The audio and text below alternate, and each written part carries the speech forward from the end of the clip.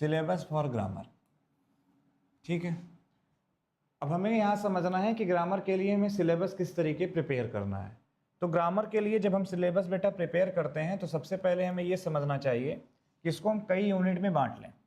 सबसे पहली यूनिट जो होती है, जो हमारी बेसिक यूनिट होती है, उसमें हम लेके चलेंगे बेटा वर्ब को। ठीक है, और वर्ब जैसे ही हमारे दिमाग में आएगा, वर्ब से हम 3 चीज़ें अपने आप सबसे पहले सीखेंगे, बिना किसी भेदभाव के सीखेंगे। वर्ब को डिटेल लेकर के चलेंगे टाइप वाइज बाद में। सबसे पहले वर्ब से हम ये सीखेंगे सिंटेक्स, सबसे पहले स्टार्ट यहीं से करेंगे। दूसरा, इसी वर्ब से हम लोग रिलेट करेंगे वाइज, और इसी वर्ब से हम लोग रिलेट करेंगे टेंस।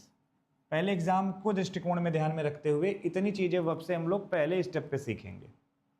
दूसरे स्टेप पे जब हम वर्ब को आएंगे लेकर के, तो दूसरे स्टेप पे हम क्या सीखेंगे वर्ब से, थोड़ा सा ये ध्यान लें कि हमें क्या क्या सीखना चाहिए। असल में दूसरे स्टेप पे हमें इसी वर्ब से सीखना चाहिए वर्ब के टाइप्स कितने होते हैं, टाइप्स से क्या क्या क्वेश्चन बनते हैं। स्पेशली जो हमारे वर्ब के टाइप से क्वेश्चन बनते हैं, कौन कौन से बनते हैं, मैं आपको बता दूं थोड़ी देर के लिए, आप समझ लें। मॉडल से क्वेश्चन बनते हैं। मॉडल वर्ब कौन सी होती हैं, पॉजिटिव क्या होती है, मॉडल क्या है, पॉजिटिव क्या है। ठीक है, टाइप्स में हम चले जाएंगे तो किस तरीके से फाइनाइट नॉन फाइनाइट होती है। अच्छा, फिर थोड़ा सा अगर ये सारी चीज़ें सीख लें तो एक चीज़ें हम लोग फिर लेकर के सीखेंगे, वर्ब से ही सीखेंगे, उसको हम सी में लिख रहे हैं बेटा, ये भी वर्ब का ही हिस्सा है। देखना, वर्ब रीढ़ की हड्डी है, ऐसे नहीं मैं कह देता हूँ। इसी वर्ब से हम लोग सीखते हैं बेटा नॉन फाइनाइट वर्ब के बारे में पूरा का पूरा, इसी से सीखेंगे नॉन फाइनाइट वर्ब, ये पूरा इसी से सीखते हैं। और नॉन फाइनाइट वर्ब जब कभी भी हम लोग सीखेंगे तो नॉन फाइनाइट वर्ब में भी हम लोग 3 चीज़ें सीखते हैं। नॉन फाइनाइट वर्ब में भी हम लोग सीखते हैं इन्फिनिटिव, जीरंड और पार्टिसिपल। अब पार्टिसिपल में क्या सीखेंगे वो सब बात की बातें हैं। इतनी चीज़ें हम लोग नॉन फाइनाइट वर्ब में भी सीखते हैं। फिर इसी वर्ब के ही अंदर एक और आता है बेटा डी पार्ट, जिसको हम लोग कहेंगे, ये भी वर्ब का ही हिस्सा। देखिए वर्ब को हम कितने भागों में बांट रहे हैं, ये भी वर्ब का हिस्सा होता है, जिसको हम लोग कहते हैं बेटा मूड। और जब हम मूड के बारे में बात करेंगे तो मूड को भी हम लोग क्या करते हैं, 4 भागों में बांट के पढ़ रहे होते हैं। और ये बहुत है, जिसको पहला नाम दिया जाता है इंडिकेटिव मूड। इंडिकेटिव मूड क्या होता है। दूसरे नंबर पे हम लोग बात करते हैं इन्फिनिटिव मूड।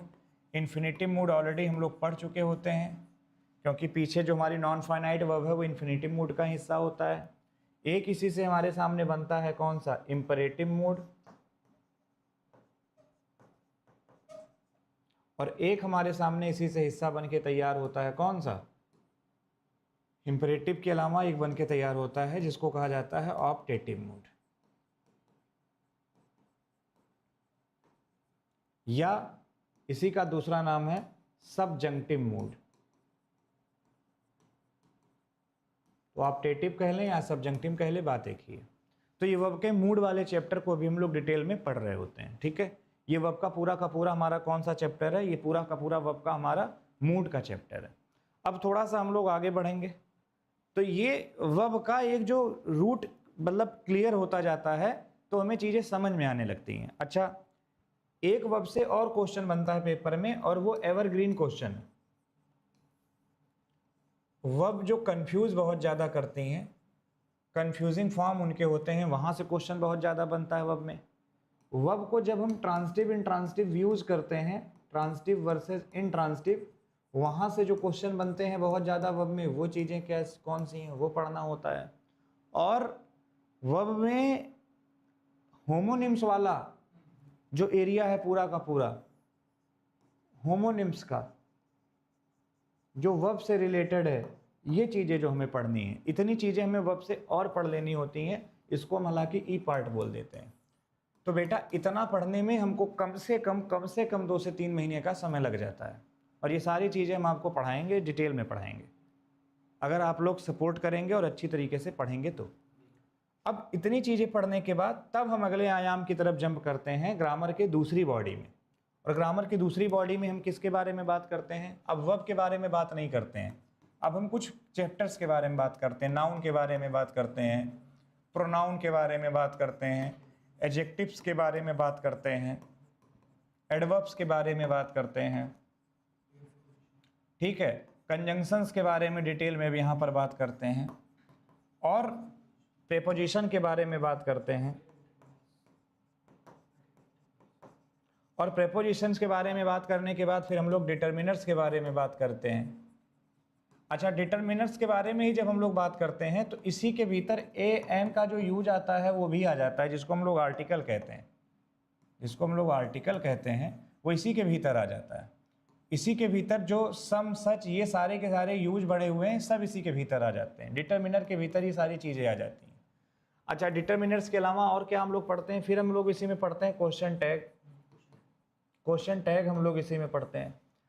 एडवर्ब का ही हिस्सा इन्वर्जन होता है, जो यहाँ निकाल के हम लोग पढ़ रहे होते हैं, इन्वर्जन यहाँ पे हम लोग पढ़ रहे होते हैं। ये सारी चीज़ें आप देख रहे हो कितनी बेहतरीन ढंग से तैयार हो रही हैं।